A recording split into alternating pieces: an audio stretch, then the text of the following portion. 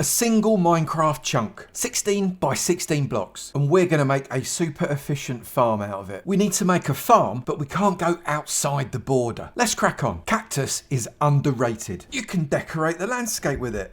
You can smelt it up in a furnace and make green dye out of it. You can use it to collect up items like minecarts. You can kill mobs with it. You can even use it as a really great source of XP. Run a load through a furnace, take out one piece, and all of the XP gets collected instantly. 0 to 37 in a blink. That's amazing. What you need for this farm depends very much on how big you want to make it. The blocks in my main inventory you're going to need no matter how big you go, and the blocks in my hotbar, that's how many you need for each layer. Let's crack on. And obviously you don't need to use spruce wood, you can use any solid block you like. And it's a good idea to have a few temporary blocks like wool, because you're going to need to build and then break them. And for this farm we're going to use a 15 by 15 square within our 16 by 16 chunk. Decide which side is going to be the front of your farm and count in 1, 2, 3, 4, 5, 6, 7 and 8. On that 8th block, dig that out, and then the one next to it and the one next to it. So you've got a 3 by 1 trench, and dig that out another 2 deep. You're then going to come to the side, you're going to dig that out twice, and this one you're going to dig once. You're then going to get yourself your chest, and you're going to place one chest there and one chest there, one chest there and one chest there. So you've got 2 double chests. Come out of your hole, get yourself your first hopper, shift click into the bottom, and then shift click into the second. You've got 2 chests worth of storage. That should be plenty for now, but if you want more, just go a bit deeper. Now, I appreciate I didn't put this on the inventory. Dead sorry, it's the only one I missed. We've got an upside down step going over the back chest. So not the one right at the edge, but the one at the back. And then you're going to dig all the way from this hopper right the way across to the other side of the chunk, which means you're going to have a 14 long row that is 1 deep. You're going to count in 7, including the hopper. 1, 2, 3, 4, 5, 6 and 7, and then on the 8th one you're going to place a compressed ice in the middle there. I use compressed ice just in case there's a rogue light source that causes it to melt. Compressed ice won't melt, whereas normal ice will. Then get a fence, place it over the ice and open it up towards the hopper. Then starting on your step, you are going to place whatever solid block it is you decided to use all the way around into a 15 by 15 square. So you should have something that looks like this. Place some temporary blocks next to your channel and then put gates all the way across your remaining 13 gates that you've got in the body, and then open them up towards those temporary blocks. Once you've done that, just remove the temporary blocks.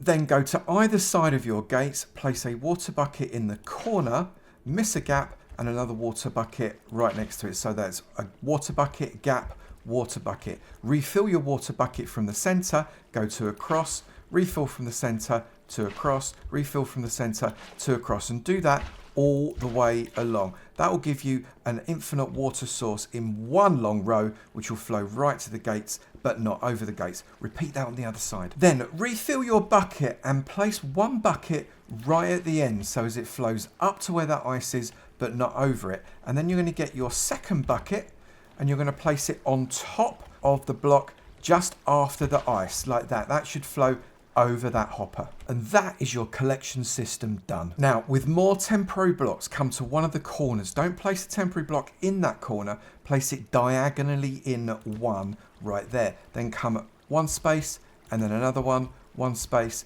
then another one, and then jump, place one space, another one space, another one. You should find you've got a gap right at the end there, and then come along and place one every other block as we go along here. You should find again your diagonal from the corner and create that grid. So now you should have something that looks like that. And on top of each of these temporary blocks, you're going to place whatever solid block it is you're going to use. I'm using spruce wood just because it contrasts with sand really, but it's entirely up to you what block it is you use. Put one on every single one of your temporary blocks.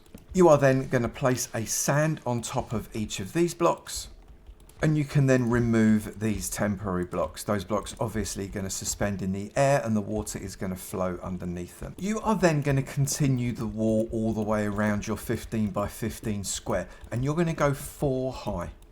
You are then going to place a cactus on top of the sand and then a temporary block on top of the cactus. That will stop the cactus growing for now. Jump on top of your temporary block and then repeat that process until you've put a cactus and a temporary block on each and every one of your blocks. So it looks like that. Come to the inside corner of your farm on top of the temporary block and place a gate between these two blocks and open it.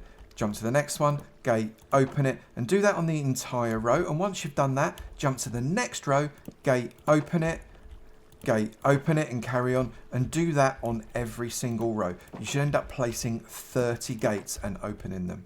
Just like that. And you now have a choice. If you want, you can finish your farm right there just by removing those temporary blocks. That will keep working and you'll have cactus forever. It will only work whilst you are 128 blocks within the farm. Even if you load this chunk, this relies on random ticking, so it needs a player nearby. But other than that, you're good to go. You'll have cactus for days. Or you can put on some more levels and just repeat the process. I'll show you with one more level. Place your support block on top of the temporary block. Place a sand on top of that and do that on the entire grid. Remove these temporary blocks.